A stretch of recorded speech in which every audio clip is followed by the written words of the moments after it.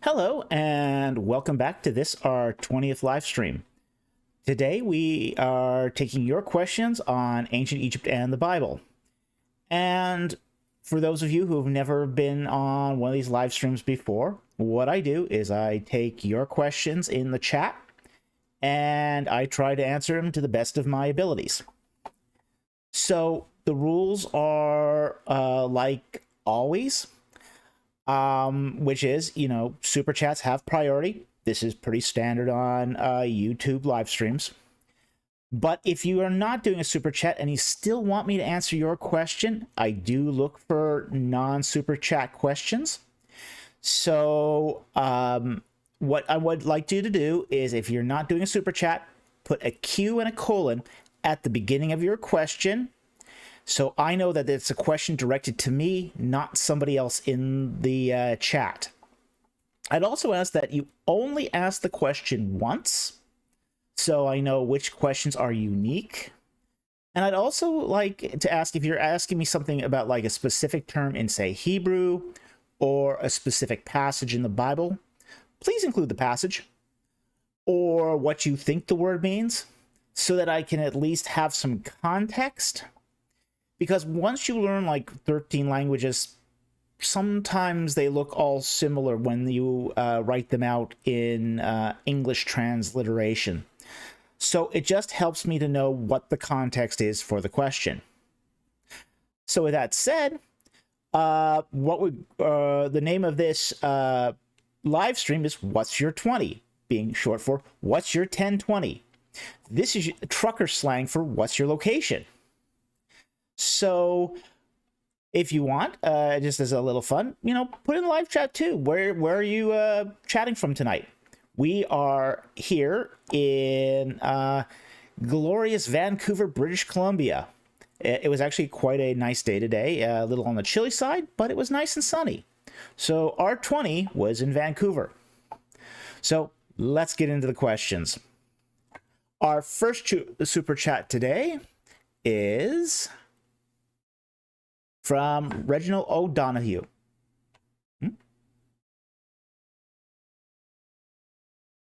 Something wrong, huh? I might. Anyway, Reginald O'Donoghue goes, what is the relationship between the snake miracle of the book of Exodus and the crocodile miracle of Papyrus Westcar, if any? And he donates a £4.49 super chat. Thank you very much, Reginald. Okay, now the snake miracle in the book of Exodus is where Moses transforms the snake into, or his staff, into a serpent or a snake. The wording here is, both words are used, both for a snake and for a serpent. So it's not always clear if it's one or the other or both. So the crocodile miracle in Papyrus Westcar is where a magician makes a crocodile out of wax. And what he does is he walks to the water backwards and throws the wax crocodile into the water, and it transforms into a real crocodile. So that's the miracle from Papyrus Westcar. Now, I don't think there's a lot of relationship here between the two. While there does seem to be some, at least some, propensity for, say, the Egyptian priests to be able to do sort of this kind of magic. And I don't mean magic necessarily in that, he's really transforming a wax crocodile into a real one. But there's some sort of practice of magic going on here. We see this too in the book of Exodus, where, Moses lays his staff down and it turns into a serpent. And the priests all do the same thing. They put their staffs down and they also turn into serpents. So there does seem to be a correspondence, at least, to Moses' ability to do this and the Egyptian priests' ability to do this. So there could be some connection with the whole idea of, say, transformational magic in Egyptian culture. I don't think we have enough specifics here to really say that there's a strong connection, say, between Papyrus Westcar and the Book of Exodus. So it's not quite describing it in the same way. The only sort of similarity here is that an inanimate object is being turned into a reptile of sorts. So that's not a strong basis here to make sort of a connection. But it is an interesting question, and I think you are thinking along the right track here. So it's a good question, and thank you very much for the super chat. Very much appreciated, and I'm glad at least you could join us in spirit. Okay. Let's see. Let's get that started here. Next.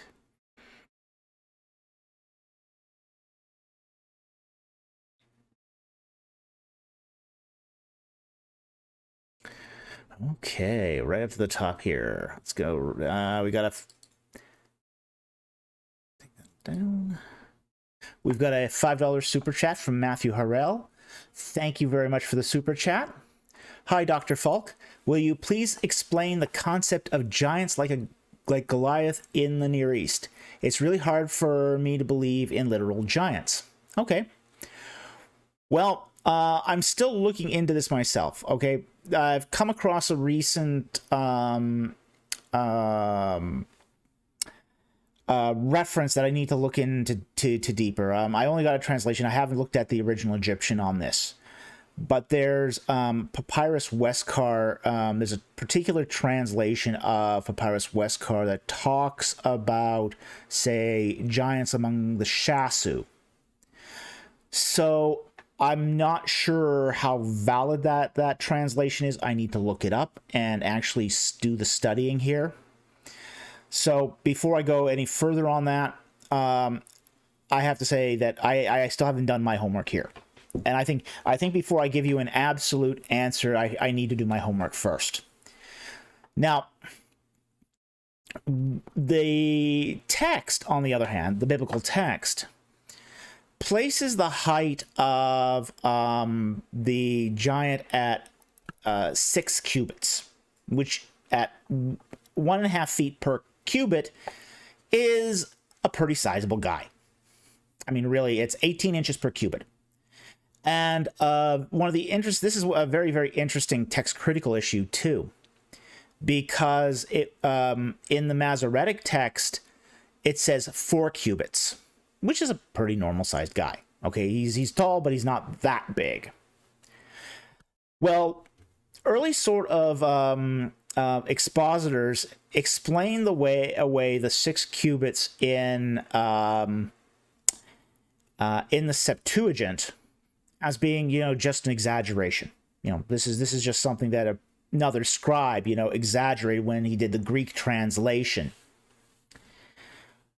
Well, things change, and things change pretty fast. Come the discovery of the Dead Sea Scrolls, we do actually have this section in the Dead Sea Scrolls preserved. And interestingly enough, it says 6 cubits in the Dead Sea Scrolls. So what it's looking like, at least from all the evidence we have so far, is that 6 cubit measurement is the original writing. It's the original text, because it's the majority text. It's the majority of the text witnesses. So at least it appears that when this text was originally written, that it was accurately recorded as 6 cubits, and was later changed in the Masoretic text, or at least along the way was copied. So there does seem to be this idea of giants, at least among some of the tribes of the Levant. We don't exactly sure know which ones yet. As I say, I'm still doing my homework on this one. But I think there's some warrant for this. We do know that very, very tall people have, existed from time to time. Whether that's a giant of 7 feet, 8 feet, if you believe 9 feet, okay, maybe it's possible. And we know that if we take the biblical text at its sort of face value, it appears that they were essentially wiped out by the time of King David. So Goliath was one of the last of these giants.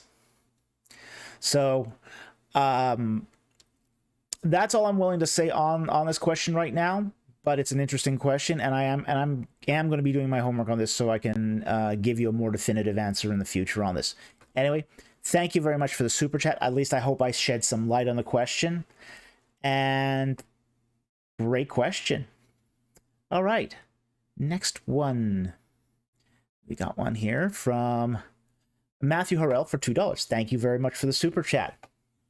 What are Behemoth and Leviathan in Job 40? Wow. That is a very, very good and controversial question. You have, say, young Earth creationists claim that these are dinosaurs. Okay, well, you know, I can sort of see that, to be honest, especially, you know, the description of a tail like a cedar tree. Okay, yeah, I can sort of see this. But I think there could be a lot more going on this. I think these are references to myths of the ancient Near East, especially, say, creation myths. That these are sort of the mythical monsters of Mesopotamian legend, of Ugarit legend, especially Leviathan. Leviathan seems to have its roots in a Ugaritic myth. So definitely, there does seem to be some sort of element of monstrosity, as it were. However, we all don't necessarily have a good description of exactly what kind of beings or creatures these were. Were they physical creatures? Were they spiritual creatures? We have to remember that, you know, the Bible doesn't only look at our physical world. There's a whole spiritual dimension going on here with its own, say, flora and fauna. You know, the spiritual world isn't just angels and God and that's it. You know, there are whole other classes of beings beyond that. You know, and do these possibly fit into those classes of beings? It's entirely possible, you know, because it's a big universe out there. You know, it would kind of be silly to think that there's this huge diversity of life on planet Earth. I mean, incredible diversity of life on planet Earth. You know, everything from bacteria to fungus to archaeobacteria to dinosaurs to flying reptiles to fish in the sea and whales, and then you've got the land animals, elephants and giraffes and you know, rabbits and chimpanzees and humans. A huge diversity of life on planet Earth. It would strike me as very odd that there would be this huge diversity of life without also there being at least some diversity in the spiritual world, because God created that too. That is also God's creation. The spiritual world, that you know, stretches through the cosmos, through the planes of the cosmos, must have an incredible diversity of life, at least as far as divine being, you know, spiritual life, you know, intelligences of agencies and powers and principalities. You know, there's a whole lot going on there. So I think that it's possible that Behemoth and Leviathan are basically, you know, mythological descriptions of some of that life. I think that's totally possible. So anyway, thank you very much for the super chat. Very much appreciated. Okay. All right. Mouthwash for 6 Israeli shekels. Thank you very much for the super chat. What is your opinion on what Zaphanath Paneach means? Okay. My opinion is that it comes from an Egyptian word which means Jed NF or Fet. Essentially, he is given as, and Paneah comes from Pa'ak, the living one. So he is being given as the living one. So that's my opinion of what Zaphanat Paneah means. So I think there's when you see the Z there, it's often transliterated from Egyptian into Hebrew from the DJ character, the Danja. So it's usually Jed that starts off something like that. So the PH that is actually a Pei in Hebrew, so that would be the equivalent of an F in Egyptian. And then you have an N there, which is essentially a kind of a genitive. So Zaphanat Paneach Jedef Onk, or sorry, Jedef N Pa'onk. So that's what I think is going on here. So thank you very much for the super chat. Very much appreciated. Okay. Gizgo SBOL $5. Okay, why is Shishak, unlike previous pharaohs in the Bible, referred to by name and not referred to as Pharaoh in Kings and Chronicles? From Northern California. Wow. We used to live in Northern California. My wife and I met in San Jose, California. I lived there for 8 years, so yeah, I know Northern California quite well. Okay, we don't know why he's not referred to as Pharaoh.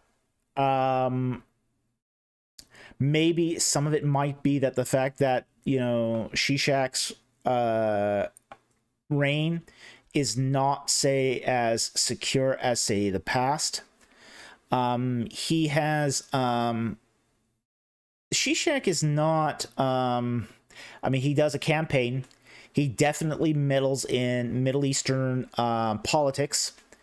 He does like to have his hand in multiple cookie jars. So he likes to be a gadfly. So when he does actually finally go on campaign, he tries to weaken his enemies from without first. So with that said, why is he not called Pharaoh?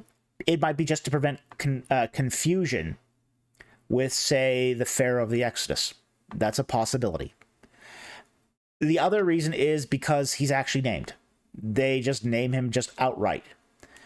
And it's very very easy to equate him with Shoshank I, just because of the way that the chronology of that time progresses. It just happens to be at the exact same. The reign of Shoshank I happens to be at the exact same time as the reigns of Jeroboam and Rehoboam. So we really don't doubt who this is. Okay. And I think at this point that in the biblical texts, there doesn't seem to be, like, for example, if there's one of the theories proposed that why the Pharaoh of the Exodus wasn't called by name was because of the potentiality of the Israelites going back to other gods. Pharaoh being seen still in some Egyptians' eyes as being like God or as a god. So it's a way of kind of cutting the name of a god out of the text. Now, a lot changed by the reign of King Shishak. Pharaoh was no longer considered to be a living god in that way. During the reign of from the reign of Amenhotep III, at least until the end of Dynasty 20, the gods of, or sorry, the kings of Egypt were considered living gods. Before Amenhotep III, kings of Egypt were only seen as gods in potential. That is, they didn't become a god until they died. Well, starting with Amenhotep III, the kings of Egypt started elevating themselves to godhood before their death. So that changes at the end of Dynasty 20. At the end of Dynasty 20, you kind of have a split in Egypt. Dynasty 21, they're ruling from the Delta, but Thebes and southward are being ruled by the Theban priesthood, more or less. So this starts the third intermediate period. And when that dynasty gets overthrown, it's the Libyan dynasty under guys like Shishak that take the throne. And they're also no longer considered to be living gods. So it's that potential for idolatry and worship of Egyptian kings, I think at this point had passed. So I think at this point it was safe for biblical writers to start including the names.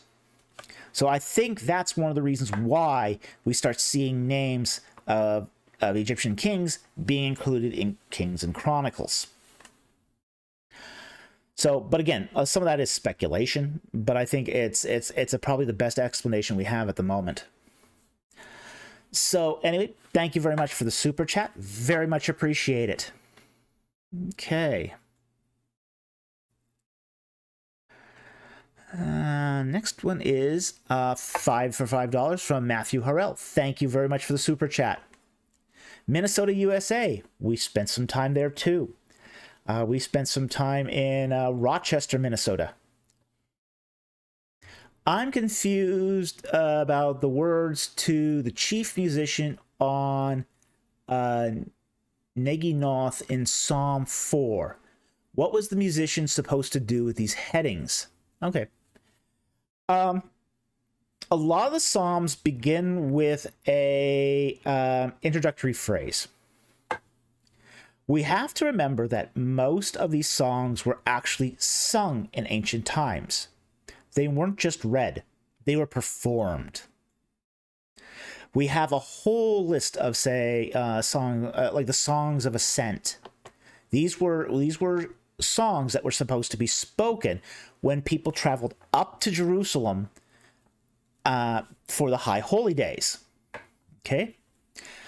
It's the same thing when we see some of the other, like in Psalm 4, and I'll pull it up here just to make sure I'm on the right track. Psalm 4. Yeah, it is for the Nasak, the preeminent or enduring, basically the choir director. And Naginach is music. So on Naginach. So let's see, does it anything more specific than that in the text? Just check. Mitzach be. It's more a melody of David. Okay. So essentially, this is basically an instruction to the chief musician to set it to music. That's basically all this section is trying to communicate. Now, we don't know what kind of music that is. You know, people have speculated that this is a stringed instrument. It's possible, very possible it's a stringed instrument. Stringed instruments were known from the ancient world. So the Neginoth could be a stringed instrument. But it is clear that what's being, the instruction is to essentially set the Psalm 4 to music. And that almost sort of goes without saying because almost all of these Psalms were actually set to music. So, of course, none of that music has survived. But at the same time, too, we do know these are songs. They're psalms. So psalms were sung. Occasionally, you'll still hear if you go to like Jewish worship services or Messianic Jewish services, you will actually, some Jewish Messianic Jewish congregations have a cantor. You even find this still in, say, Anglican services where there's a cantor. Basically, a guy who sings part of recited reading. No, same deal here. This is basically a chanted piece of Israelite poetry. So anyway, thank you very much for the question. I hope that helped, and I very much appreciate the super chat.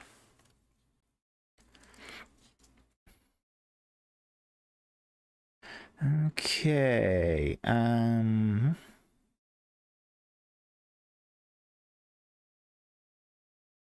Okay, Gizbo, SBOL for $5. Could the Mache mentioned in the Cerebite Al-Qadam inscription Sinai 346 be connected to biblical Moses as claimed by Charles Kremelkov? Okay. I read Charles Kremelkov's article recently. I think it's a very badly written article. I think it's a terribly written article. I think that his use, he's using here Sinai 346 as a translated by Douglas Petrovich, and that's a terrible translation. It's some of the worst epigraphy work I've ever seen. Absolutely disgraceful epigraphy work. The problem is the Mache is it mentioned here just you.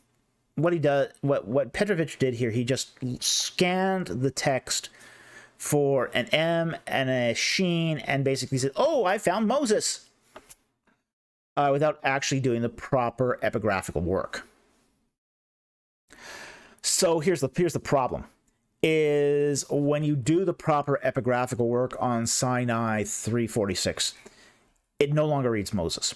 It no longer reads Moshe. It's just terrible piece of epigraphical work. It's been this reading has been roundly panned by epigraphical experts. I've looked at this text personally, and I don't think it is sustainable in any way, shape, or form. So I don't think the Cerebite Al-Qadam texts mention Moses.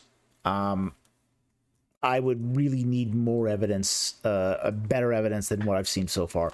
I think the evidence that's seen so far has been shockingly bad.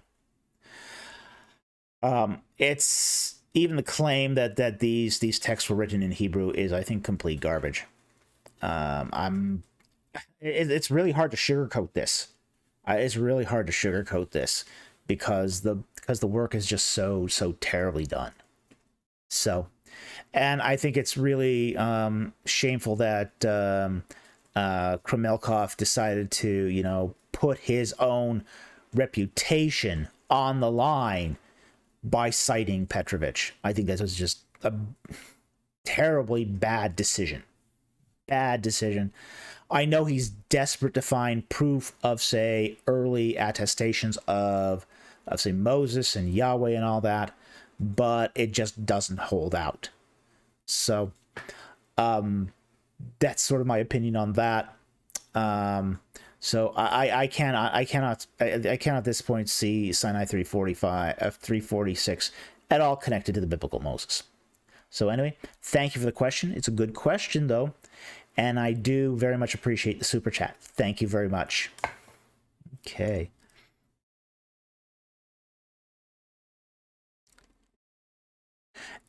Anthony Rougier, good to see you again for a $10 super chat. Thank you very much.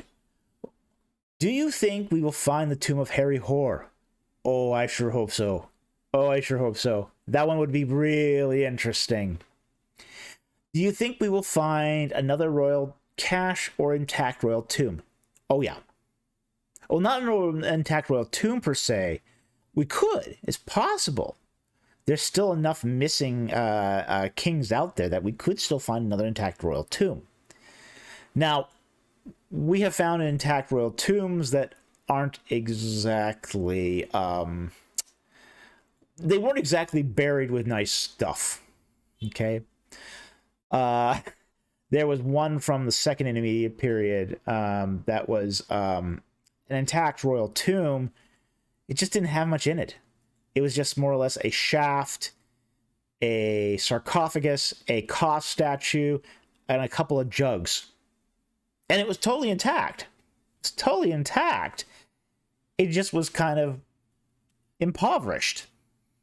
So, given all the kings we see from, say, Dynasty 13, and the First Intermediate period and Second Intermediate period, yeah, there's definitely a possibility. We haven't even actually found any of the tombs of the Ptolemies. All of those are missing. So we don't even have, say, not just, say, Cleopatra's tomb missing, but also Ptolemy the 12th, Ptolemy the 10th, Ptolemy the 2nd, Ptolemy the 3rd. All of those are missing. So there's a lot of potential to find new tombs of kings. So, yeah, there's always, but I think we're probably closer to finding Herihor's tomb than the others. And I think that's a really good reason why. Herihor was buried at Thebes. He was buried at Thebes. And there's been now some more ground truthing being done in, say, the valleys around the Valley of the Kings. And I think there's enough, for example, it was before Valley of the Kings sort of came in the vogue in the with the reign of Amenhotep I. Amenhotep I really started the Valley of the Kings. That was used by the kings of Egypt and some queens and officials and sons of kings, etc., up until, say, roughly the end of Dynasty 20. But after that, we're not exactly sure where people were buried after that. We know Herihor was high priest at Karnak Temple, and that he filled the position of being a king. It would very, very much surprise me if Herihor wasn't buried somewhere near the Valley of the Kings, but not in the Valley of the Kings itself. Because, say, before Amenhotep I, people were, kings were still being buried in Thebes. But they were being buried in Saf tombs along the top of the ridge. They were being buried in underground temple tombs.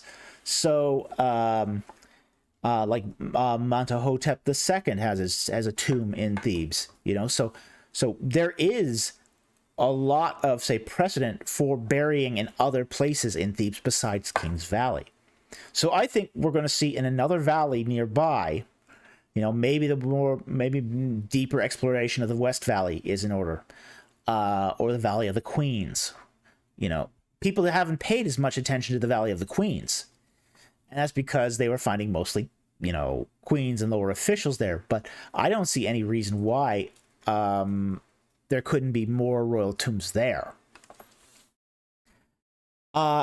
Your second question, is the Deir el-Bahri cache more important than Tut's tomb? Oh, no. No. Tut's tomb was a game changer.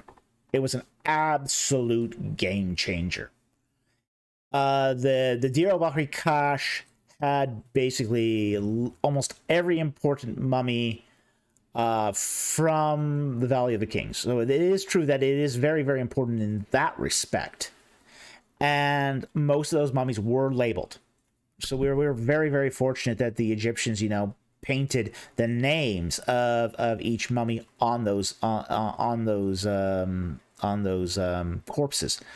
Okay, so we were very, very lucky that the priests did pay so much attention to upkeeping the royal cache. So I don't think there's really any doubt, to answer your second question with your third question, that Tut's tomb is probably the most important discovery in Egyptology. It is, we're still processing it. We are still processing it.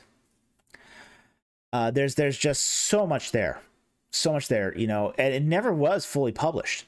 There are, a lot of the furniture in King Tut's tomb was never properly published in a proper publication.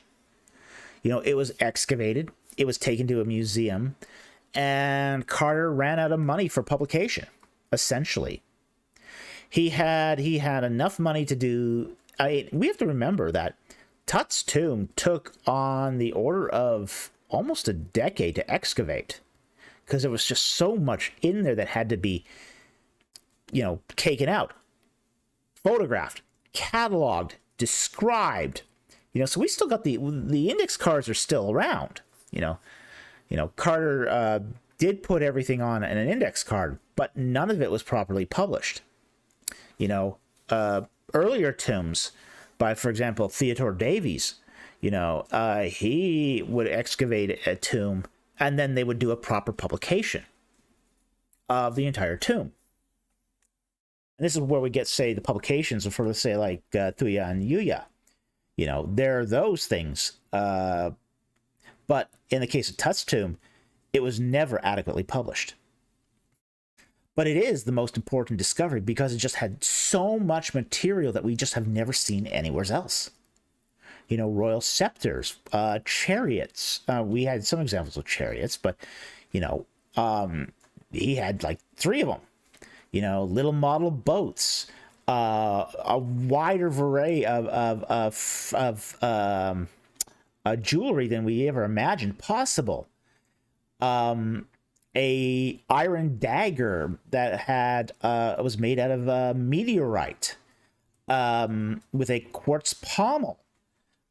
Another blade, the gold blade, had granulation work that was essentially Etruscan. The sheath on that had motifs that were from Assyria.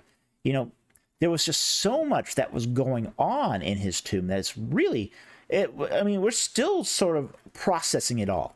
We're still processing it on. Almost 100 years later, we're still kind of trying to figure it all out. So, very interesting.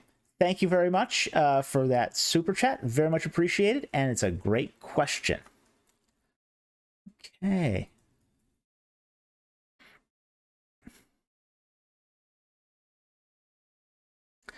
Matthew Harrell for $10. Thank you very much for the super chat. Do you know of any Assyriologists that do what you do on Egypt and the Bible that I could super chat? Wow. I know Assyriologists that do what I do as far as comparing Assyriology in the Bible. His name is Alan Millard. He's a giant, absolute giant in the field of Assyriology and comparative Bible studies. And he is an Assyriologist. He's now retired, but he still publishes. Now, super chatting him, that's different, because I don't know any of them that do this on YouTube. I know very, very few academics that actually come out here onto YouTube and do what I do as far as, communicating with the wider audience, the wider community. I'm very, very fortunate that the apologetics community here on YouTube has been so accepting of me. Because I was an outsider. I mean, really, really was an outsider. I was just some guy a year ago who was putting on I had educational credentials out the wazoo, but I'd never done a YouTube channel before. I mean, I've never done a video before. It was just okay. I was a complete amateur. In many ways, I'm still a complete amateur. I mean, I can't claim I know what I'm doing here.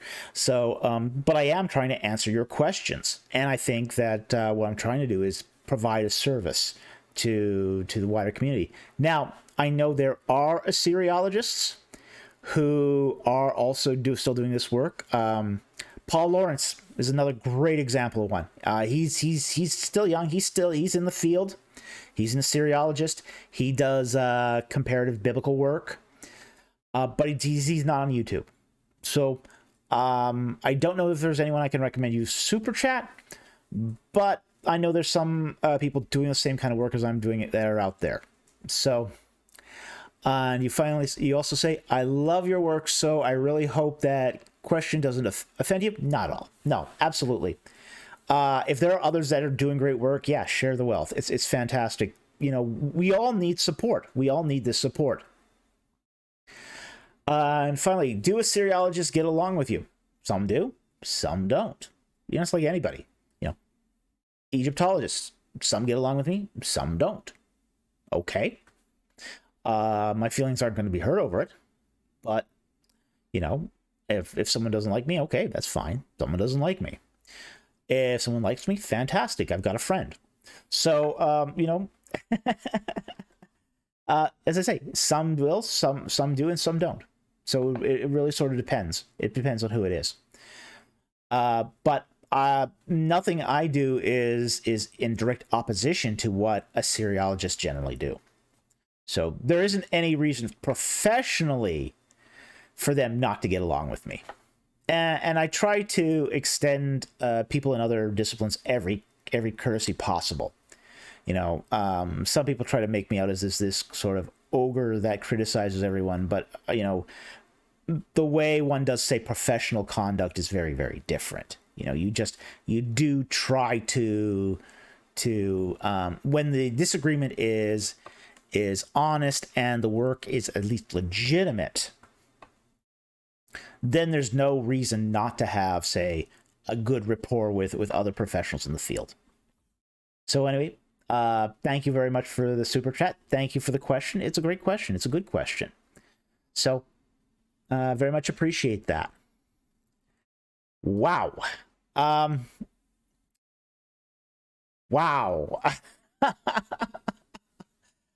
From Sinaiticus Apologia, $100 super chat. Wow, very, very generous. Thank you very much. I very much appreciate that. That goes a long ways for helping us do this work.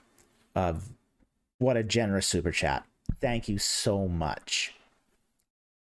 Thoughts on astral theology, the idea that the Bible references constellations and other heavenly bodies to explain phenomenon or even make a theological point, along the lines of E.W. Bollinger and Michael Heiser suggest. Okay.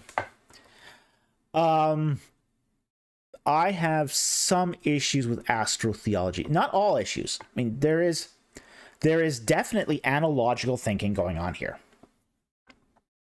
The idea that the stars, the movement of the planets, being seen as, say, spiritual beings and spiritual bodies is a common theme we find in, say, the ancient Near East. Okay, so it is everywhere there. You do find, say, for example, when it talks about, say, you know, God in Genesis chapter 1, you know, he creates the sun and the moon and the stars, all the heavenly host. Well, that idea of the heavenly host is the heavenly army. Okay, so there is some sort of analogizing of, say, stellar bodies to infer the creation of spiritual beings. Okay, so I don't think that's not unreasonable at all. You know, that is not unreasonable at all. And I think almost every Bible theologian would say at least accept that on some level. It's almost undeniable. It's almost undeniable, because we know, for example, you know, in Assyrian texts, you know, when it talks about, you know, Ishtar, you know, it's in reference to the, you know, the rising of Venus. You know, so we do see this in ancient Near Eastern culture. We even see this to some extent, although a little less so, in, say, Egyptian religion. In Egyptian religion, you do find constellations. Now, the problem with the Egyptian religion is finding out exactly, I mean, while they had a zodiac, it seems, while they had constellations, we're not exactly sure what the meaning of that is. And this is always going to end up being the problem with, say, astral theology, is how do we interpret what is the meaning, at least as it was perceived by the biblical writers. Here, you know, I think Michael Heiser's got a point. I haven't read how far he takes that point. I know he plays a lot with the idea of the sons of God being the stars and the heavenly bodies and the movement of the planets and all that. But I don't think that's quite the case. I think there's an analogy there. It's analogical thinking. These spiritual beings are like the movement of the stars and the heavenly bodies, and they are high beings and they are celestial.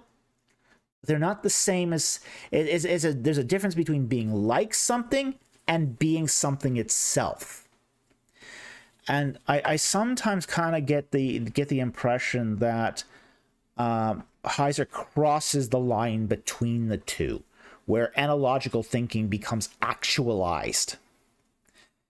And I think we have to be careful here, because I think sometimes the Bible is a lot more nuanced about this stuff than sometimes we ourselves are. We like things in hard, fast terms. You know, it's just human nature. We want instant answers, concrete answers, and sometimes the Bible doesn't give it to us that way. Sometimes the Bible will give us an answer on a platter, you know, all ready to serve. Sometimes it makes us search for it. Sometimes it makes us search through analogy and metaphor and other meanings. So my thoughts on astrotheology is that there's something to it. The question is always going to be how much. And that's where I'm going to sort of end the question. But thank you very much for just an amazing super chat. Very much appreciate it. It is going to help us a lot.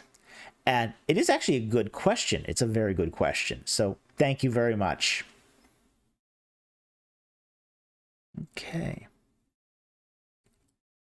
Another question by Anthony Rougier for $10. Thank you very much for the super chat. Opinion on John Romer. Ooh.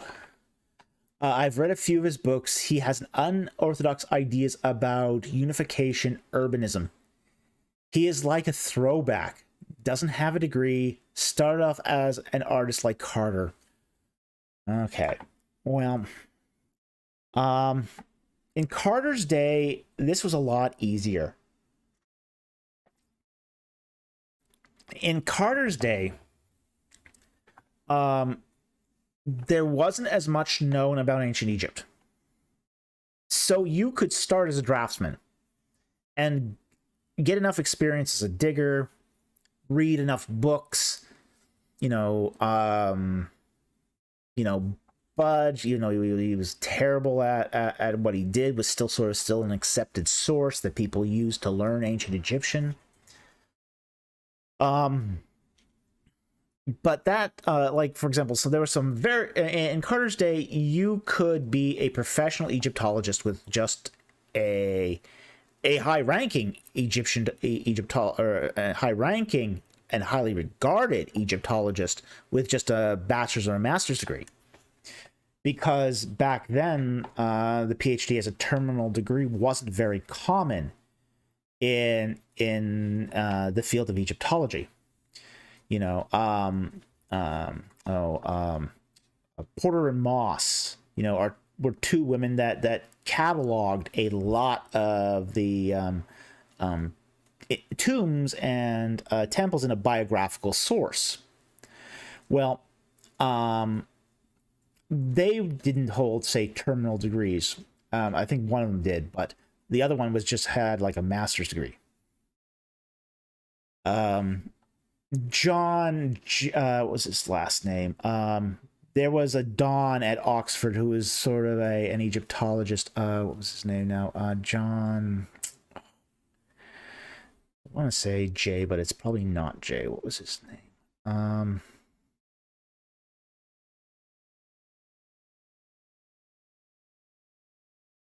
It will probably hit me in the middle of the night when I'm fast asleep.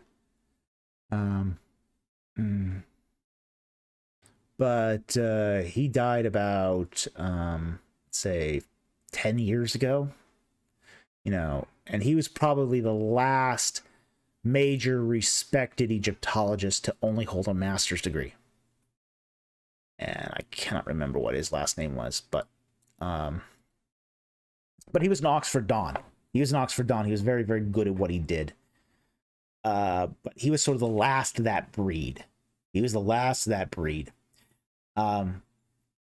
So what has changed? What has changed in the last 60, 80 years is the fact that our knowledge has just grown so incredibly vast that to get sort of a basic competency, you have to have all that education. Yeah, it sucks. It totally sucks to need that much education to obtain basic competency. But, fields become like that. Being a physician once upon a time only required you putting up a shingle. You didn't need, there was a time when being a physician, a doctor, didn't require any education at all. You could be a dentist with a pair of pliers. That sort of thing today would be unheard of. That would get you into trouble with the law. Well, in a similar manner, the field of Egyptology has changed too, to where now there's just so much to know. It's an incredibly difficult field to master. And because it is such a difficult field to master, guys like Romer just don't really have the capacity to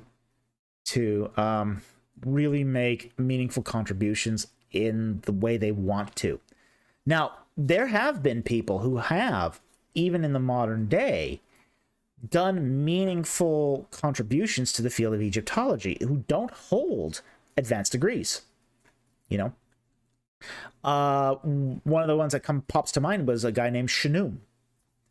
What he did was he did one of the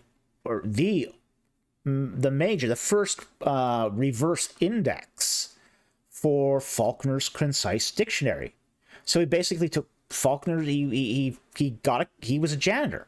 He was a janitor at an institution, and he had gotten somebody threw out a copy of Faulkner's concise concise dictionary of Middle Egyptian. Well, he took it home, and he was kind of curious. He sort of flipped through the pages, and he was really, really curious. It's like, well, what if I wanted to actually go from English to Egyptian instead of Egyptian to English? So what he did was he took all Faulkner's definitions and typed them out with the Egyptian transliteration and the page. And it's a very useful volume. It's an incredibly useful volume. It's hard to get these days. It's very hard to get. You pretty much have to get it on scans. But it was, and it is, a very significant contribution to the field. But it's also doesn't attempt to overreach either. And I think the problem with guys like Romer is they try to overreach as if they had that sort of background of knowledge that they don't really have. So anyway, thank you very much for the super chat. I very much appreciate it. And I do think there are some problems with Romer. So next one. Okay, Matthew Harrell for $2. Thank you very much for the super chat. What source should we use for biblical numerology? I tend to be very, very conservative when it comes to biblical numerology. If I really think that there's a case to be made for numerology, I will generally go to, say, a commentary. So that's where I go. I go to the commentaries. So the commentaries on particular books of the Bible. Now, I'm very, very careful about numerology because it's often an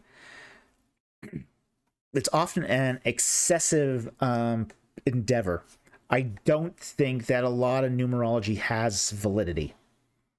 You know, when they start talking about like the meaning of, say, like the number 19 or the number 17, while some of that has come into, say, Hebrew as a result of, say, the transition from, say, spelling out a number, excuse me, to using Hebrew characters as numbers. You know, some of that has crept in as a result of that. You can't sort of backset that meaning. So you can't take, for example, we had a chapter or a live stream titles that have played on some of the more, post New Testament Hebrew uses of numbers and their meanings. Okay. But I also recognize that none of those that I used in, say, for example, live stream titles are biblical. They're not found in biblical numerology. We do happen to have like there are some numbers that do have numerological significance. 7, 12, 40, these have numerological significance, and they're uncontroversially have numerologically significance. I don't think there's anyone who any major Bible scholar who says every use of 12 must be a literal 12, or every use, of 40 is a literal 40. I mean, yeah, you get some outliers in, say, the early Exodus date camp that will say that will say that there is no biblical numerology. It's all one meaning. A number is just a number. But I don't think that's a serious position. I don't think that's a serious scholarly position. So, as I say, for sources, I'd say go to the commentaries. Commentaries, especially if it's like the first use in that particular book, that's where I go. So anyway, I hope that helps. Thank you very much for the super chat. Very much appreciated. Okay. Hank Hargrove for $5. Thank you very much for the super chat. What do you think about immersion programs like Paulus Institute for Ancient Greek, i.e. speaking learners solely in Greek as if they were Spanish? I think this is a great idea, honestly. I don't know anything about the Institute itself. At least I don't think I do. I might have encountered them once, but I don't remember much. But I do think that language acquisition, and that's what they're basing their model on, is language acquisition as opposed to the grammatical method. Now, most universities teach languages as using the grammatical method. Now, the grammatical method is good for certain things. What it is terrible about is acquiring a language and remembering a language. It's terrible for that. Which is why I myself have started using acquisition methods in my own teaching of languages like Hebrew, like Egyptian. I think these are really, really important. I don't think you can do it without the grammatical also. And that's because the reason I think you can't really do that is because it's entirely possible to acquire a language and not really understand it. Like, for example, I'll give you an example. You know, it's often been suggested that, natural-born Greek speakers, people who are born in Greece, who speak Greek as their primary mother tongue, surely they must be able to understand the Bible better than an English speaker who picks up Greek as a second language. And it actually doesn't work that way. And I asked this question to a Bible scholar who happened to be born in Greece. He happened to be born in Greece. He's a New Testament scholar. He does a lot of patristics work. And I said to him, hey, you know, you're a native Greek speaker. Surely native Greek speakers should understand the New Testament better than a Bible scholar. And he says, it doesn't quite work that way. He said, when you acquire a language, you're not really thinking about the parsing of it, the possible meanings of it. You just sort of intuitively pick it up. It almost forms, say, a subconscious understanding of the language. Biblical exegesis requires more than a subconscious understanding. It requires you to think and parse and take apart the words to squeeze out every possible meaning of it. So I think what happens in an institution, an immersion program like Polis, it's really, really good for language acquisition. And I think more methods, more teachers should use language acquisition methods.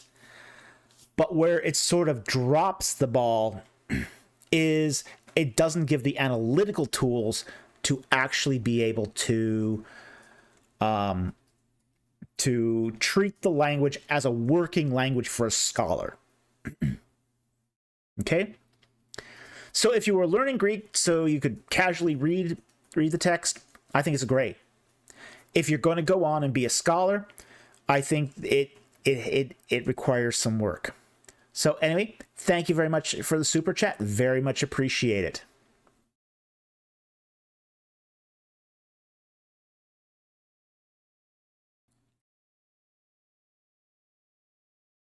Okay. Let's see what's next. Matthew Howell, $5. I'm sorry, but I still don't quite understand why Eden has temple imagery. Okay. It's cherubim. It's cherubim. When we talk about Eden, we're talking about the establishment of sacred space. Okay? It's sacred space. It has cherubim that surround it. God is there in the midst of the garden, communing with people. It's all about what is sacred versus what is profane. And at that time of creation, all the universe was sacred. Eden was the Holy of Holies. It was where God put man. God's image. Okay, now the biblical text talks about God creating man in his likeness and in his image. So in respect, what's happening here is God is making a likeness of himself and placing it in the holiest place of creation and then surrounding it with cherubim. This is just like a temple. Temples do the same thing.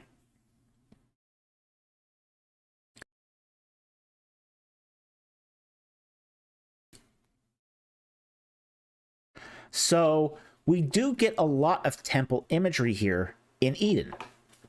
You know, we've got separation of spaces.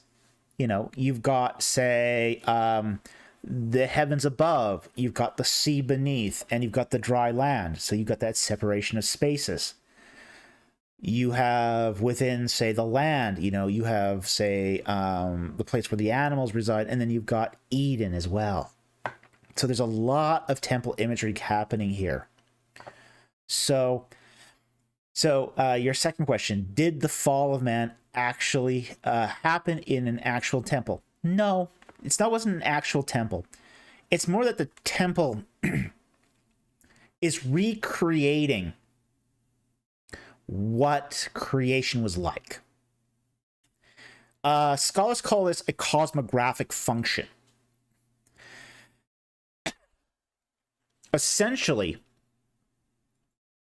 the temple is actually an imitation of nature, an imitation of the heavens and earth. That's what the temple is. The idea that, say, your outer courts are earthly domains, but your inner sanctuary, your holy of holies, your inside the temple, it represents the heavenly realm. We see this even in ancient Near Eastern temples. You go to, say, an Egyptian temple, you'll have the hyperstyle hall. It may have some earthly scenes, processions going on from the outside in. But you get inside the Holy of the Holies in an Egyptian temple, and you look up at the ceiling, and they'll decorate with stars and planetary bodies. That's because the inner sanctum of an Egyptian temple, the set where at the great throne, is meant to represent the heavens. So the fall of man doesn't actually occur in an actual temple, but the temple is a recreation of what's going on in Eden, or what was represented in Eden. So I'm sorry if I didn't make it clear earlier on how exactly this all temple imagery related to Eden. I hope that answered the question. It's really important to us that we do answer your questions completely and correctly. At least we try our best. So thank you very much for the super chat. Very much appreciate it.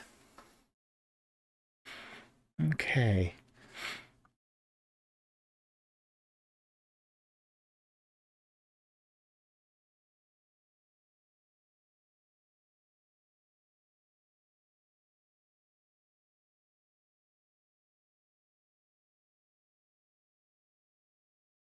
See here.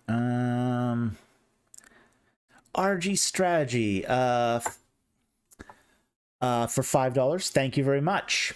Which Ptolemaic king requested the Septuagint to be created? If it was so, I've seen one source saying Ptolemy II and others say Ptolemy III. Okay. Now that's a controversial question. The reason why it's controversial is because it's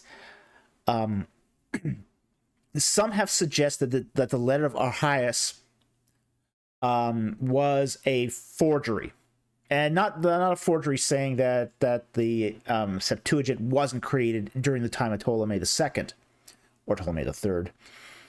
I think that the letter of Archias is actually referring to Ptolemy II, I believe, but don't quote me on that. I'm not a Septuagint expert. But it all comes down to the question of, would a king of Egypt request the creation of the Septuagint, or is this something where the letter was created to give say a royal assent of some kind to the creation of a translation to make it widely accepted, similar to King James having his name attached to the King James Bible? From the records, it sounded like King James really didn't care about the Bible, but getting him involved created an imprimatur that gave the translation sort of official stamp of approval. So I think that may have been what was behind some of this these letters, this letter. So we do know it dates back to roughly the 3rd century BC. So that much we're sort of sure on. So it's quite likely it could have been either Ptolemy II or Ptolemy III. So, but I don't have an opinion on this because I haven't looked closely at it. So it was during one of the reigns of those earlier Ptolemies. I'm just not sure which one. I'd have to look at that letter again, see at least who it's being attributed to. before I comment further. Anyway, thank you very much for the super chat. Very much appreciated. Sentinel Apologetics. Good to see you, friend. Australian $5. Thank you very much. Daddy Folk. Were there vampire myths or similar in Egypt? What about the evil eye or goat demons in the Old Testament or equivalent? For example, Deuteronomy 32:17. You'll have to forgive me here. I've been breathing in a lot of dust today.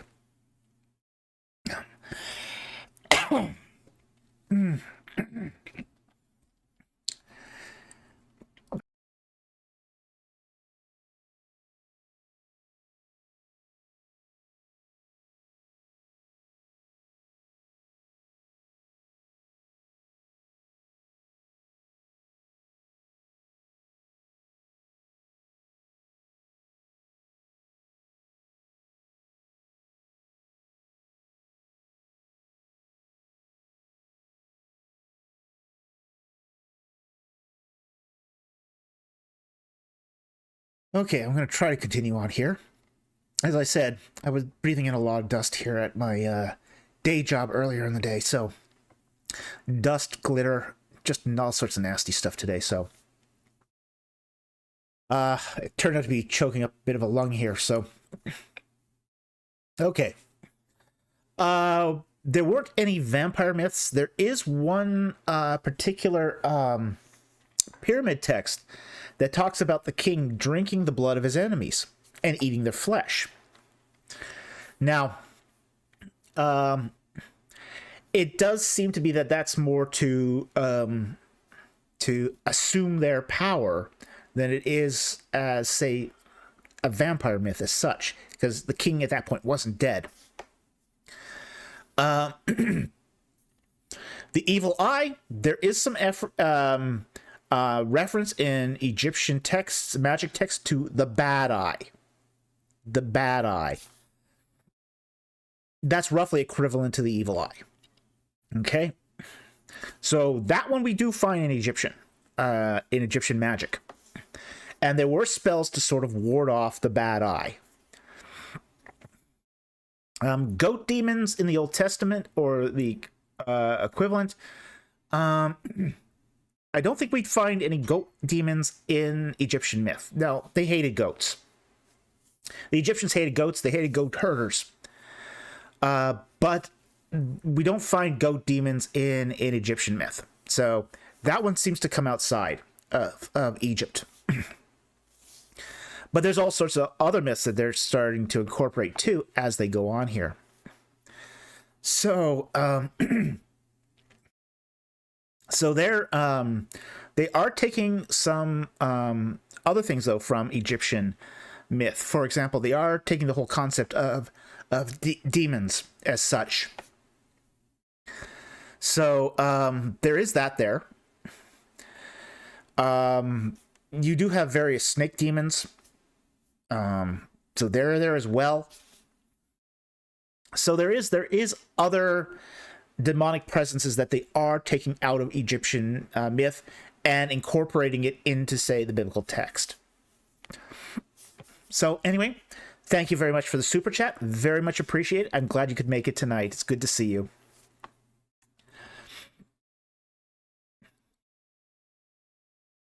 Okay, Hank Hargrove for $10. Thank you very much for the super chat.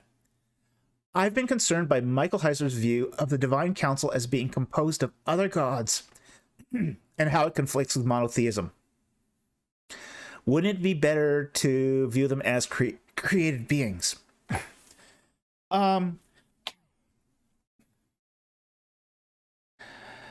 It is a concern. I'll say this. It is a concern. I think he's using God here as... He's using it in two ways. And I think that's kind of unhelpful. He doesn't actually believe that it is a God in the sense of God Almighty, as in Yahweh. Okay, Heiser's view does not say that. They are, in Heiser's view, they seem to be angelic type, albeit very high angelic type beings. Very ancient angelic type beings that fall and are worshipped as gods. Okay? I don't think that violates monotheism per se. To be very honest, I don't think that is a problem with monotheism per se. I have an issue with the idea that all the pagan gods of the nations were actually these divine beings that had fallen and become substitute gods for the nations. I think that's a problem. I think it's a problem because I think it overreads the text. I think it is a problem because in some places where the text is really, really clear of what's happening there, I think it adds a muddying to it that I think is unnecessary. I think it also strips out other potential meanings. Like, for example, the biblical text sometimes refers to men as gods, as in the capacity of being like a god, having power over life and death. I think Heiser's view sometimes rides roughshod over that more normal, clear meaning. So he is actually viewing them as created beings, to answer your second question. So he doesn't actually think, he's not believing in a henotheism here. He's not believing in a henotheism. And we do have to remember, too, that in the ancient world, the whole idea of gods could be anything from the highest god imaginable to the lowest demon. Okay? Like in Egypt, where it talks about the Netcher. A Netcher is the Egyptian word for God. An Egyptian Netcher can be anything from Amun-Re, the highest god imaginable, all the way down to a little snake demon. You know, who just doesn't do anything except slither around and create nasty shadows. Okay? Any spirit that was, say, not formerly a human, that, you know, was divine, and divine, I mean, in the sense of not a natural being, but a supernatural being, could be called a Netcher, or a god. And that's because the range of the word was so broad. And I think Heiser is using some of that broadness to tease out his divine council idea. With that said, I think there is some merit to the divine council idea. I think, like, for example, in the book of Job, I think Michael Heiser is correct that what's being referred to is a kind of divine council. Do I think that they were fallen? No. No, I don't think the divine council is a bunch of fallen beings. I don't think that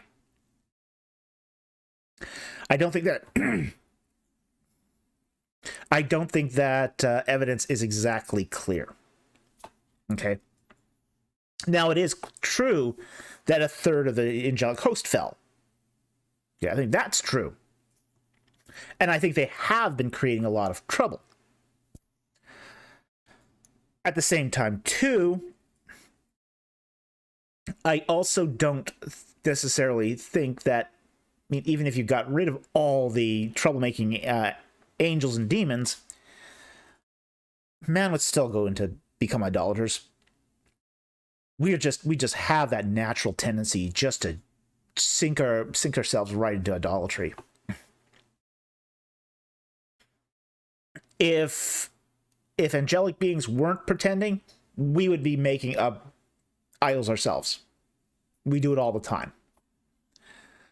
So I think there is still a divine council. I don't think the divine council has been abolished. But I also think, too, that it is made up of primarily angelic beings that have sided with Yahweh, his heavenly host. What we talked about earlier in Genesis chapter 1, the divine heavenly army. That is your divine council. You know, it is in the text. It is there. So anyway, I hope that answers your question. I hope that alleviates some of the concern. He definitely doesn't believe in a henotheism, and I don't think he does think they're created beings, and I don't think this conflicts with monotheism. But I also don't think that the idea should be taken quite as far as he takes it. So anyway, thank you very much for the super chat. Very much appreciate it.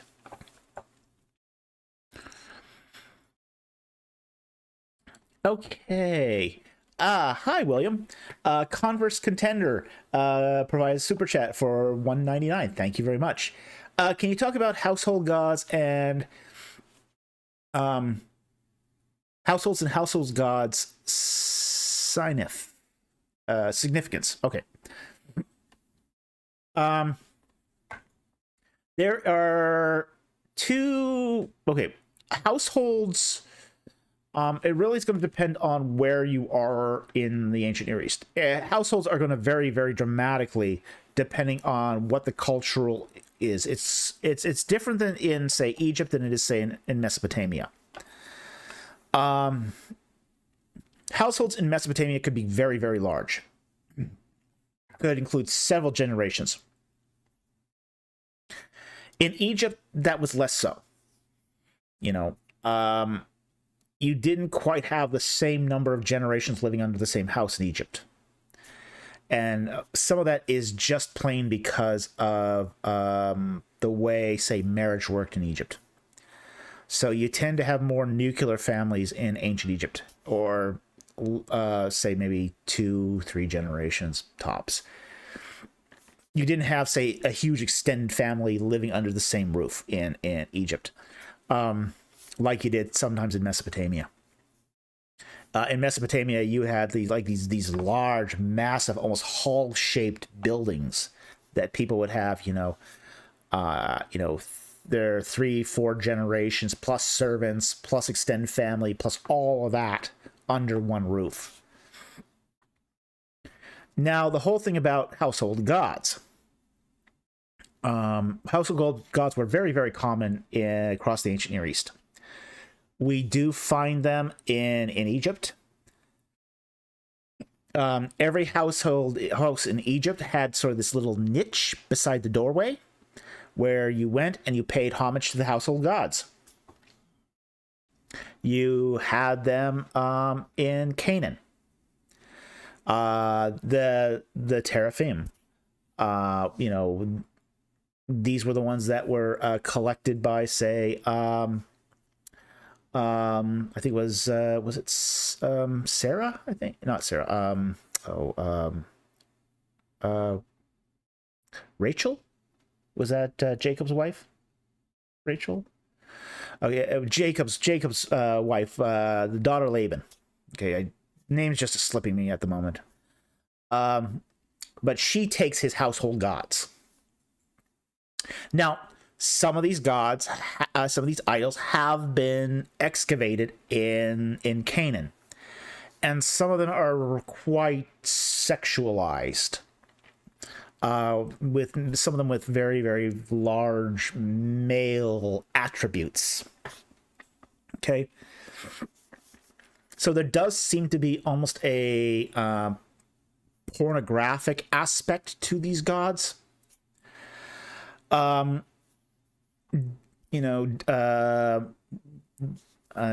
David's wife, who was daughter of Saul, Mitchell, she had some household gods too. So these were very common in, say, the Old Testament even. So we do find them being mentioned in the Bible. They do seem to have a fertility aspect to them. I don't think they were, say, necessarily ancestral gods. Some of them might have been. We do have some indication of ancestral gods being worshipped in a particular one particular setting of a house excavated at Elephantine. At Elephantine, we do find some ancestral gods in a shrine that was worshipped there. Those were household gods.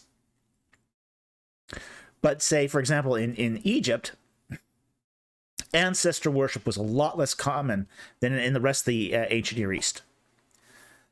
So we do find that there is a difference here in even how household gods are used. So it is an interesting question, but it's also a very broad question. There's a lot that you can discuss here about this. Anyway, thank you very much for the super chat. Very much appreciate it.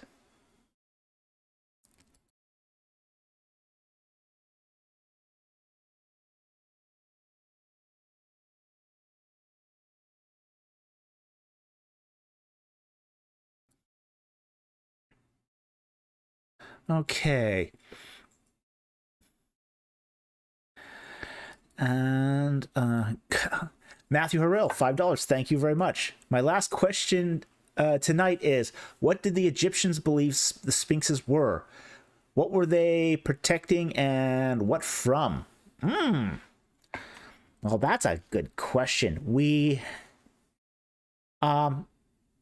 Okay.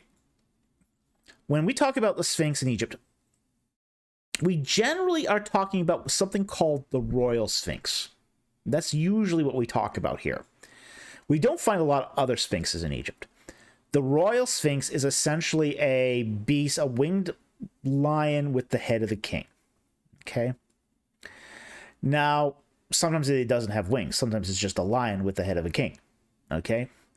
What these were the sort of the symbol of royal power. So these are the symbols of royal power in ancient Egypt.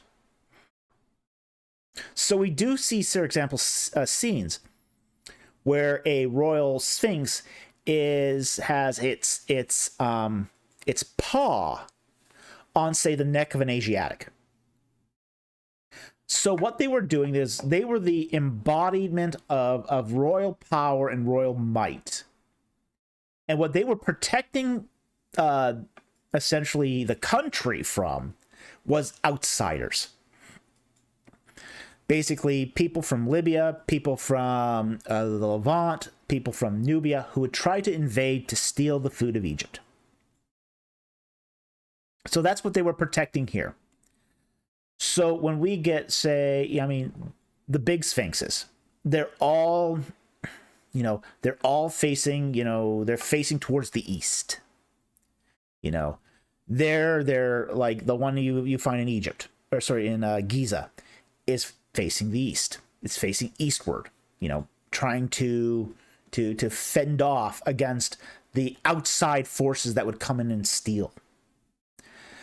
We also, the second largest royal sphinx is actually a New Kingdom one. It's has the head of Hatshepsut, and it's actually in Memphis. But that's really what the purpose of these sphinx was. They were the embodiment of royal power. And they were there to help the king. Essentially, they provide the might to the king to defeat his enemies and to protect the food supply of Egypt. So, great question. Thank you very much for the super chat. Very much appreciated. Okay, we're at 9:30. I see we got one more super chat, and I'm going to hopefully try to take a couple of non-super chats. Okay.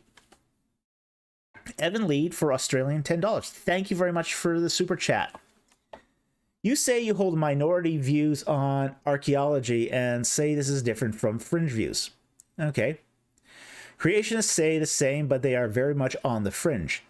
How do I know your views hold merit? Okay. Okay. Okay. Well, I basically hold what's called a minority view on whether or not the Exodus happened. Now, it's not a minority view in archaeology. It's a minority view in biblical studies. We have to be very clear about that. This is all in the context of biblical studies. Now, in the case of fringe views, where you've got, say, a small number of people who may not have say, academic credentials, very few creationists are, say, paleontologists or cosmologists, so they're making theories that are really outside of their fields. That's why, a lot of creationists hold degrees in engineering or, say, meteorology or, views or fields that don't exactly always relate to the subjects they're talking about. So, in that respect, they're fringe. Okay, because they're not experts in their field. They're not subject matter experts. They may have high degrees in something like mathematics, but those degrees don't have any relevance to what they're talking about. Okay. In this particular case, I do hold degrees in these relevant fields. Furthermore, those who are with me in the minority position are actual full scholars. These are people who have degrees and expertise in the relevant field. And in the case of, say, the Exodus here, we got a little crossover going on here between, say, biblical studies and Egyptology. Okay. So when we talk about that minority position here, it's held by people who are, say, experts also in the biblical texts. I've mentioned a couple tonight. Alan Millard is one of them. Kenneth Kitchen, James Hoffmeyer, Chris McKinney. There's others here too. Paul Lawrence. These are guys who are very, very well educated, highly respected scholars in this particular field. And they hold the minority position. So it's sort of apples and oranges to try to compare, say, an academic controversy to say fringe view that's held by some of these creationists. And I don't have it in for creationists. Just to be clear about this, I'm not a critic of creationism. But it is true that we have to recognize that a lot of people who hold a creationist position also don't have any expertise to where they can comment on this. And I'm not stating here any opinion one way or the other for or against creationism here. But that's why it would be recognized as a fringe position, is because they don't have the subject matter expertise to be credible when they do make those pronouncements. Now, I think it's a free world. If they want to believe that, that's up to them. I don't much care. But it is sort of a different standard than we would apply to, say, an academic controversy. So I hope that explains the difference between, say, a majority-minority controversy in an academic field versus, say, a fringe position that's outside of the field. Okay? So thank you very much for the super chat. Very much appreciate the question. It's a hard question. A lot of people don't understand that there is these things that happen, that go on inside the academy. But I think it's well worth discussing and bringing out in the open so people can actually see it and evaluate it for themselves. Anyway, thank you very much for the super chat. Very much appreciated. I see one more super chat here. Okay. By Brendan Stupik for $5. Thank you very much for the super chat. In your opinion, can various documentary hypotheses support inspiration, or do they damage biblical credibility? Ooh. I've seen people try. I've seen people try to support inspiration using the documentary hypothesis. I don't think it's very successful. Just the whole idea of constant redaction of the text over and over and over again almost leads you to the idea that the original texts weren't inspired. It's almost inevitable. You almost have to come to that conclusion if you believe in constant redaction of the texts. And I think that's the damage that the documentary hypothesis does. It sort of promotes this idea of constant changing and editing and revision and, you know, over and over and over again of inspired texts. Well, then when is the text inspired? Now, I've heard some people say that inspiration takes place when they're finished, when it's done editing. Well, at that point, it's so much the product of human development is like, well, what does inspiration even mean anymore? What does it even mean anymore? So I think that it is damaging. It does damages. It indeed does damage the Bible's credibility. Now, with that said, I don't think there's any. I'm gonna put it this way. I think the evidence for the documentary hypothesis is so bad, it's not even funny. We see most of the features that are used for the documentary hypothesis used, you know, in texts all across the ancient Near East that we know are attributable to a single author. So I think the theoretical underpinnings of the documentary hypothesis just don't work. So at the same time, while I know that there are people who've tried to make documentary hypothesis and inspiration work, I just don't think it does. I think it does damage the Bible's credibility, and I think it's all based on some very spurious assumptions. So, thank you very much. Really appreciate the super chat. Very much appreciate it, and it was a great question.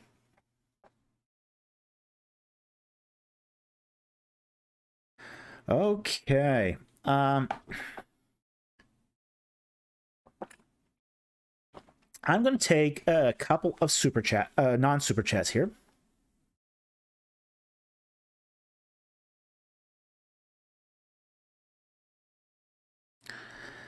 Let's see.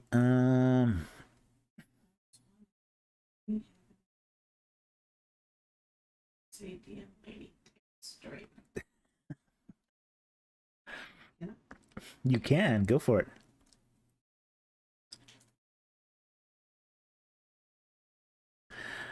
Okay, let's see here. I want to catch a. Let's see here. I do not see. All right, I see DN Salazar here.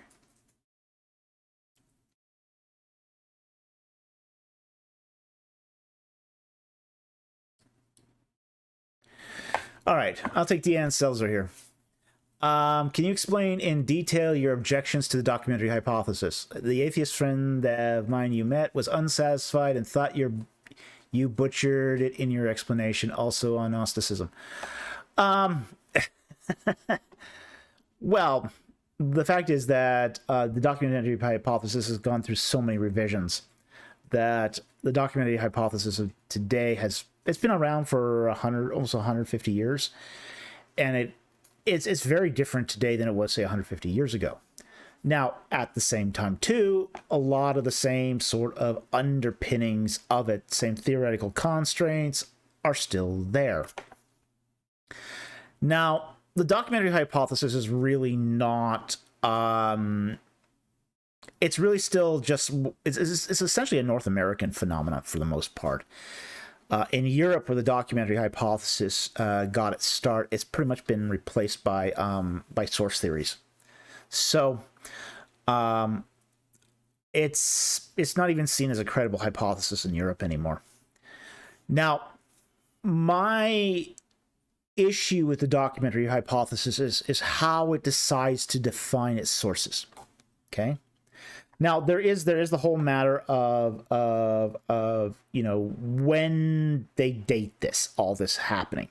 You know, a lot of the people who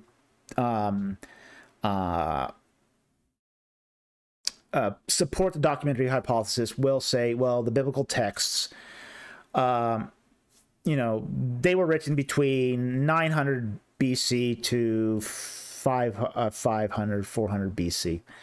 And and they'll ascribe some sources to that 900 BC, some to the Babylonian period. However, it's kind of really sort of squirrely how they actually come to those determinations. But just because some of them they date some of them to 900 BC doesn't actually help a whole lot, because it doesn't actually address some, let's say, the textual issues that I think the documentary hypothesis really fails on. For example, the existence of Egyptian vocabulary from the 19th dynasty in the Torah. Okay, I just, this is something that the documentary hypothesis cannot handle. Also, when it decides that there was a change in authorship, I think is really really not useful. Like, for example, some forms of the documentary hypothesis. The original documentary hypothesis said, when you see Elohim and Yahweh, that's two different authors, two different traditions. That's where you get the Yahwist from the J source, and the Elohim, the Elohist source, the E source. Okay, so that's where that originally came from, is those sort of dichotomy. Well, now we know that not only can ancient writers use both interchangeably, and they did in, say, that they could use them even compounded.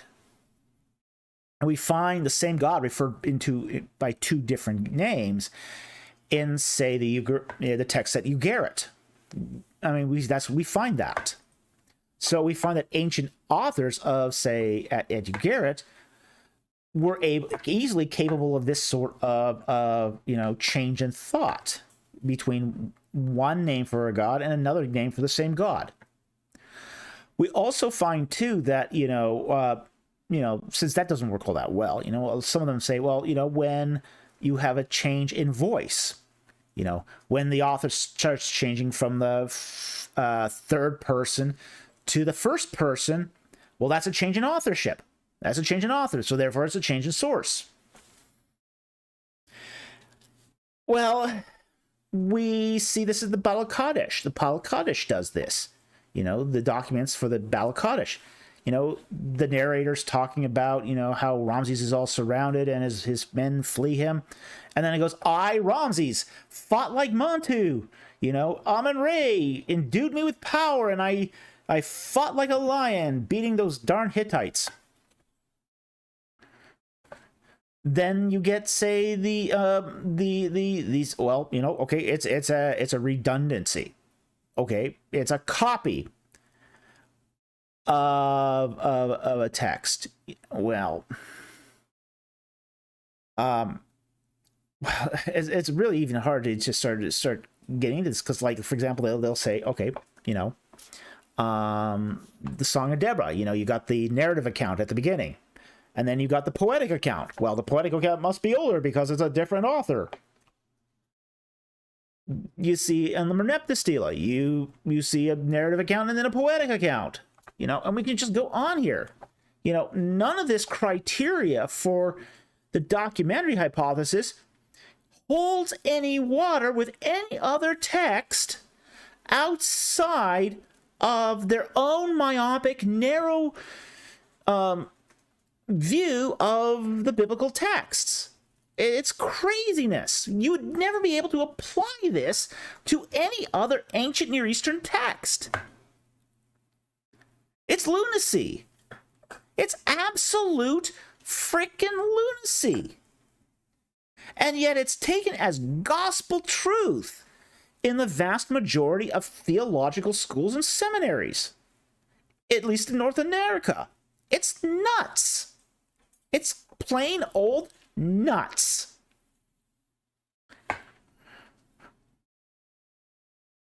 Well, don't tell me how I really feel about this. Okay, so anyway, I hope that answers your question. Thank you very much for the question. Okay.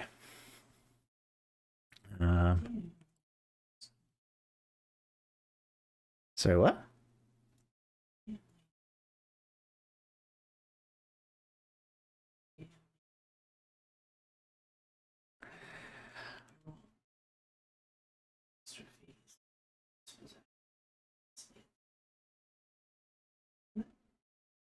Yes, you can. If there is name, I do have to remind people on the chat to keep things civil and polite. No name calling, please.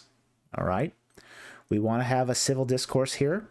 We want to treat each other with respect, and we will we just don't tolerate bad behavior on the live stream. So again, please don't do that even if you feel that someone has wronged you. Okay, so do not resort to name calling. We will not tolerate that behavior.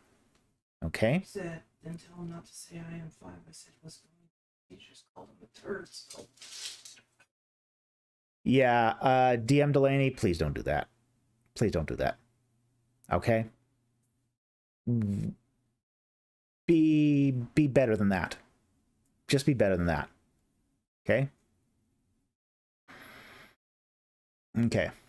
I'm going to take one more question, and I'm going to try to let's see here. I want to take one more non-super chat question, and then we're going to probably call it a night.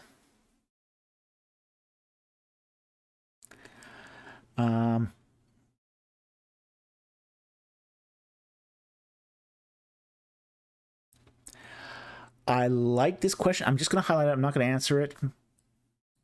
Okay. Is it true that Herod the Great had a rivalry with Cleopatra? If so, to what extent? I'm not a classicist. Okay. I'm not a classicist. My grasp on 1st century BC history is a little shaky. So, but there was a rivalry here. There was a rivalry here. Herod the Great, there were various factions following the death of Julius Caesar, and some of these factions basically conducted a civil war. You know, Mark Antony was involved in this. Brutus was involved with this. There was a rivalry between Herod the Great and Cleopatra. Herod the Great, was from the southern Palestine area. Cleopatra being the pharaoh of Egypt, she also had the Egyptians still try to make a historical claim upon that area. So there was some warring going on there, but the extent to which I'm not an expert on, so I'm not going to say. But I wanted to point it out because I think it's a good question. I'm just not going to be very good at answering that one because it's not my area.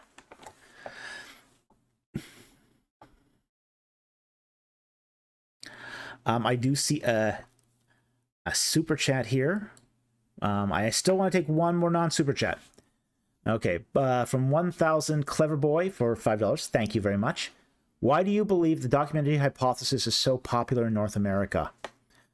Well, North America does, and most of academia does have a tradition of skepticism. Okay, and most academics do, even in Europe. There's the reason I think, say, the documentary hypothesis has found such particular traction in North America is, in some ways, it's at least in its seminaries, in its theological schools, there is an insularity there. There's an insularity there where people sort of get taught the same things over and over and over again, and it becomes sort of part of the standard repertoire of the academy. Now, it is true that academic tradition is just as much a tradition as, say, church tradition. You do find academic tradition, that people never question.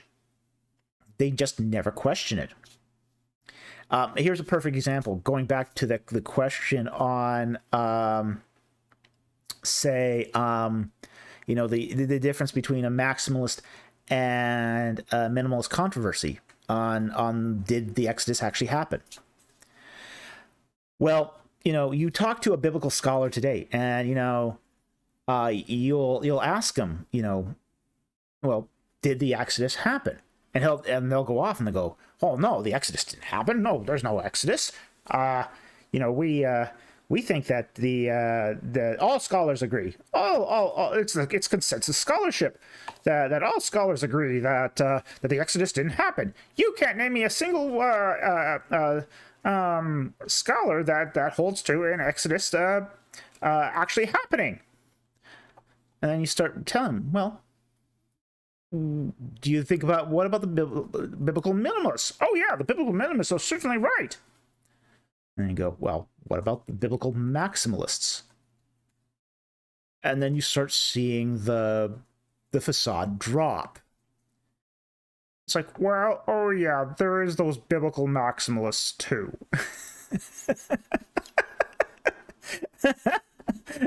and then you start seeing the facade cracks. Well, what happened? What happened was that 40 years ago, biblical minimalism was the fashion. And everybody was taught that there were no credible scholars that believed in an Exodus. Okay? Well, that mantra that there's nothing in the Bible you can trust, that there's no credible scholars that believe in a biblical Exodus, it was a mantra. It was repeated over and over and over again in people's education.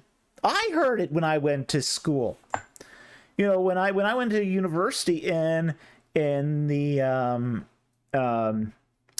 now I'm going to be dating myself here, but the late 1980s, early 1990s, I heard my archaeology professor say, the same things. It became so part of the academic tradition that it became unquestioned knowledge. It kind of became a Pygmalion effect, a self-fulfilling prophecy. Even though that there was this controversy, this split between the biblical maximalists and the biblical minimalists. And as soon as you say, okay, what about the biblical maximalists? What about them? Are they not credible scholars? And you start naming off names, and it's like, well, yeah, they at that point have to say, well, yeah, there are these people. Yeah, it is a controversy. This is a real controversy. It does exist. And there are credible scholars that do hold this position. We say the same thing in the documentary hypothesis. The documentary hypothesis was hammered as being absolute truth for over about a century and a half, and it just became part of the standard academic repertoire, so that it became just, not questioned. It became not questioned. And every academic field has these things that are just not questioned. Like for the longest time in Egyptology, it was thought that Akhenaten's reign ended in riots. Well, that became sort of the academic repertoire. It became part of the academic tradition that wasn't questioned. Nowadays, we look at it and go, yeah, there's no evidence for this. No evidence for it all. In fact, evidence to the contrary. Evidence to the contrary. But academic traditions do hold sway, just like religious traditions hold sway. People will die on the hill of a tradition, even when the evidence says otherwise. Traditions have a very, very powerful control over us. And I think one of the things we are best to do is hold on to the evidence. Follow the evidence wherever it leads. Otherwise, you will be, you'll just be following after vapors of tradition. And that's true of say, religious tradition that's become idolatrous, or academic tradition that's become equally idolatrous. So, anyway, thank you very much for the super chat. Very much appreciated. I hope that answers your question.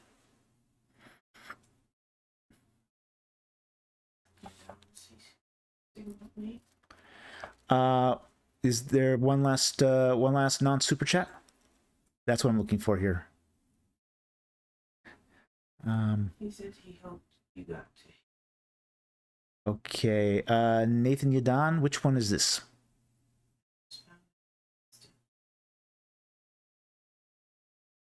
To ask it again. It was Hey, Nathan, can you ask the question again? Because I don't know which question it is. I will go look at it. See if I can find. I think this is the one. Any thoughts on Egypt during the end times based on Isaiah 19, Daniel 11, 40 to 45? Okay.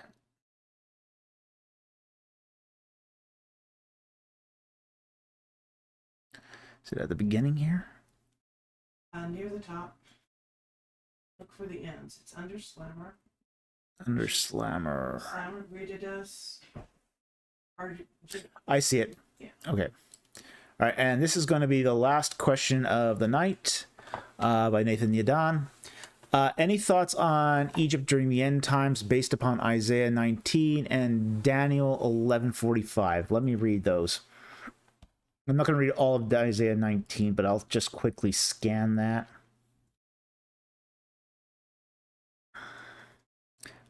Just to make sure I know what you're talking about here.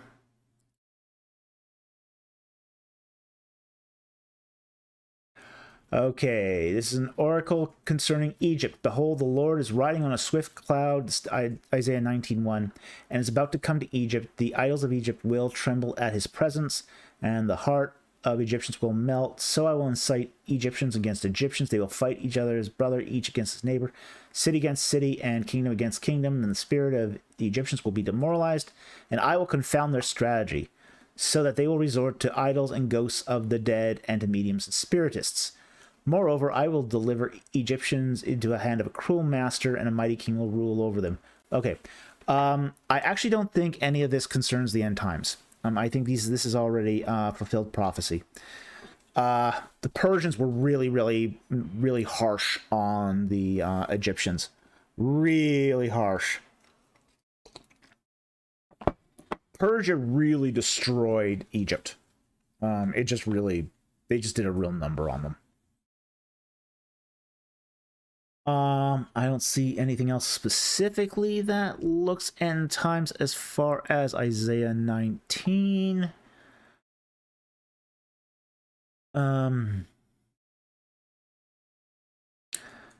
Okay, except maybe this last bit. In that Isaiah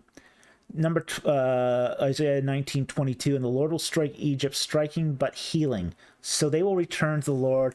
He will respond to them and heal them. And that day there will be a highway from Egypt to Assyria, and the Assyrians will come to Egypt, and Egyptians into Assyria, and the Egyptians will worship with the Assyrians.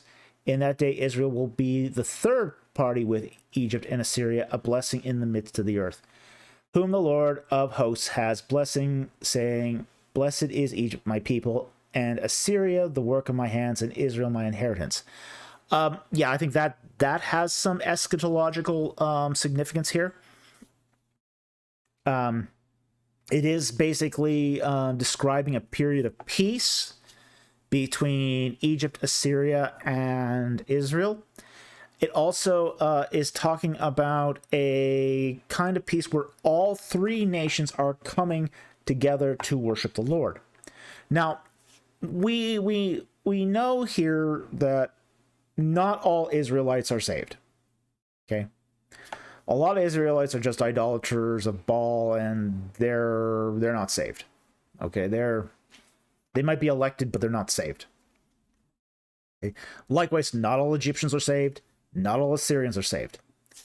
But we do know that there are remnants among both the Assyrians and the Egyptians that are today Christians, just like we find amongst modern day Israelis, Messianic Jews.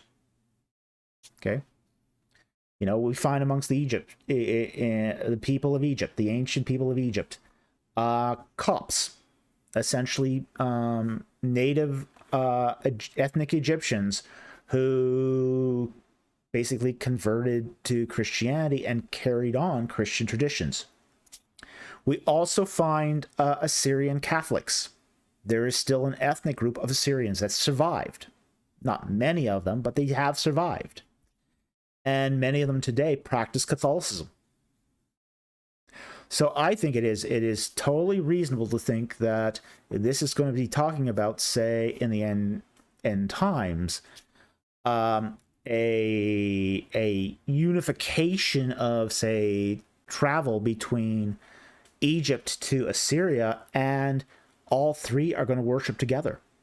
So yeah, absolutely. I don't think that's an unreasonable interpretation of this passage. Now, the other one you talked about was Daniel 11. Let me just look at Daniel here. Daniel 11.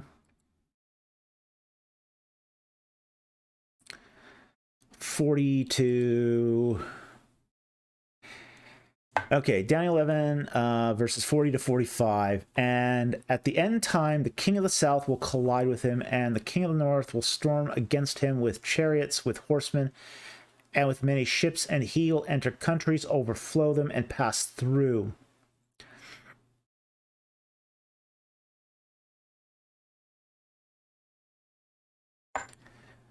And he will also enter into the beautiful land, and many countries will fall, but these will be rescued out of his hand: Edom, Moab, and the foremost of the sons of Ammon. Okay, so these are basically Jordan. So Jordan gets away with without a scratch on this one.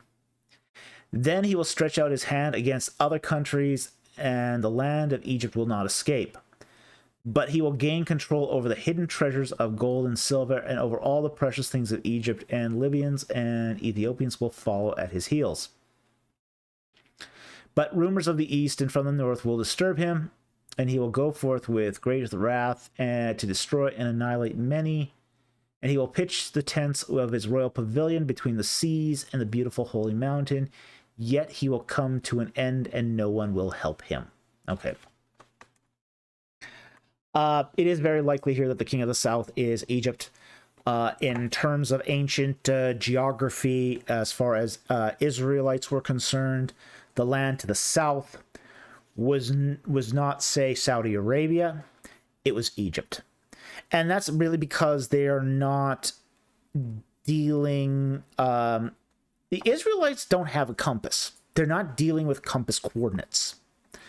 This is one of the most frustrating things when we talk about ancient geography, because we in our modern day, we've had the compass for so long and reliable maps for so long. We look at things like north, south, east, and west like perfect to 90 degrees to each other.